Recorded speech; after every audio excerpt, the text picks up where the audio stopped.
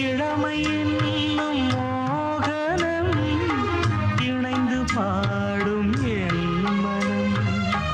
இளமை என்னும் மோகனம் இணைந்து பாடும் என் மனம். பட்டு விரித்தது புல்வெளி, பட்டு தெரித்தது விண்ணொளி. தினமும் பாடும் எனது பாடல், தினமும் பாடும் எனது பாடல். காற்றோடும் மாற்றோடும் இன்றும் என்றும் கேட்கும் என்றென்றும்.